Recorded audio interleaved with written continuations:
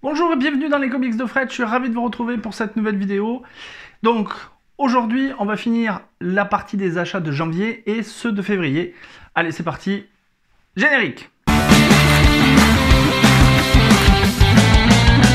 Le mois dernier j'avais fait une vidéo sur mes achats du mois de janvier, première partie, donc voici la deuxième partie avec deux autres albums de Spawn, le volume 2 Malédiction et Réflexion, avec McFarlane, Grant Morrison et Greg Capullo pour celui-ci, et McFarlane, Alan Moore et Greg Capullo pour celui-là.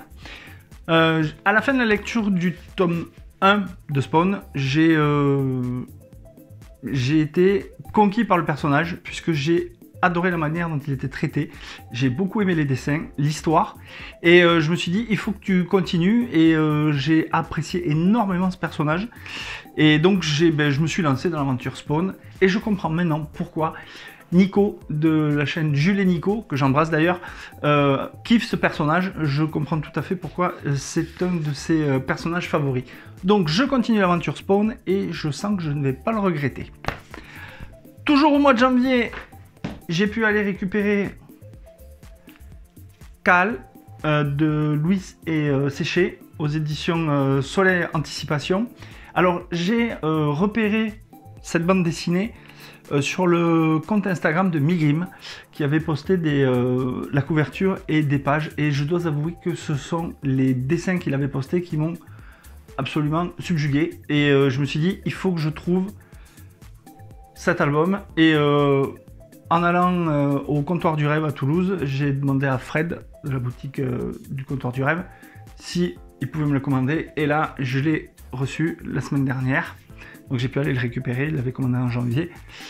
Donc voilà, je pense que je vous en ferai une vidéo parce que les dessins sont à tomber. Ça c'était pour le mois de janvier. Allez, maintenant on arrive au mois de février, et là ça va envoyer du lourd. Allez, on commence avec le comics dont tout le monde parle, et rien que la couverture, moi, ça m'a donné envie de l'acheter.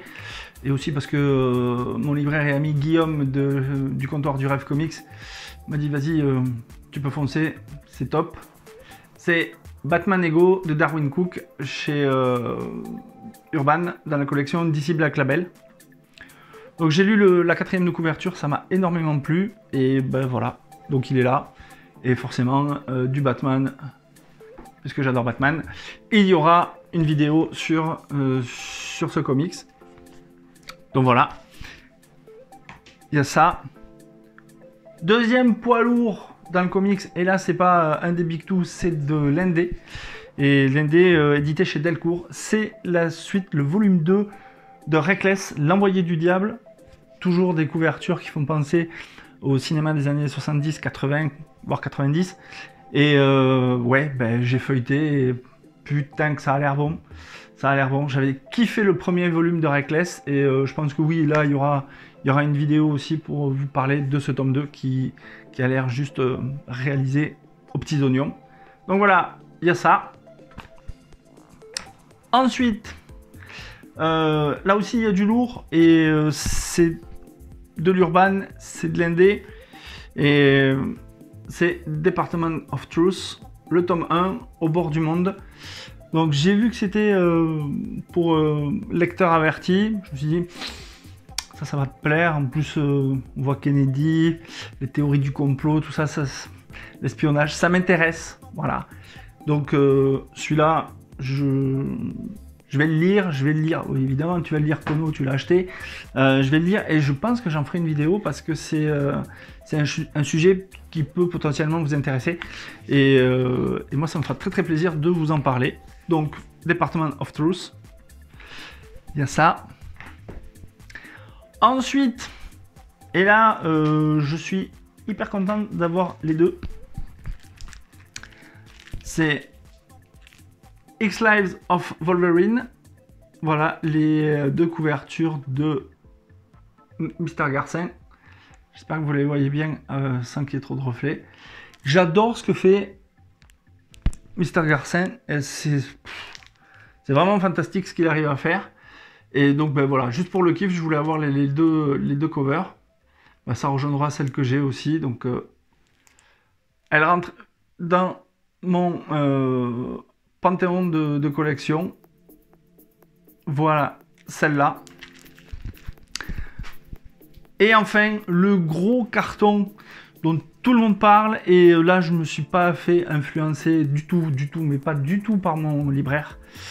Merci Guillaume, merci.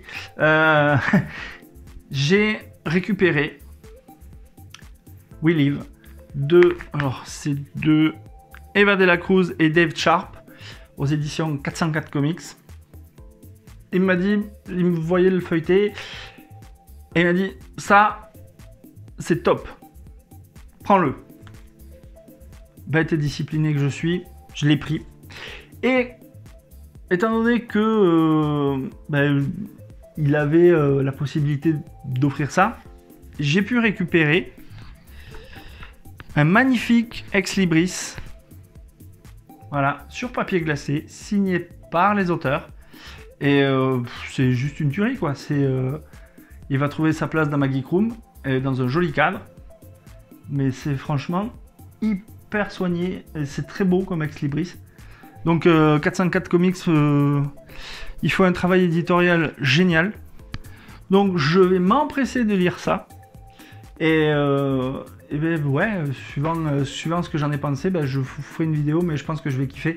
Parce que si Guillaume du compteur du Rêve Comics me l'a conseillé, c'est que ça vaut le coup.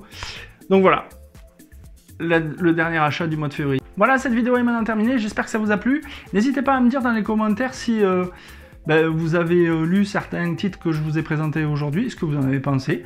Et comme ça, on pourra confronter nos points de vue quand je les aurai lus. Quant à nous, on se retrouve très très bientôt pour une prochaine vidéo. En attendant, lisez des BD, lisez des comics. C'est bon pour le moral. Ciao ciao!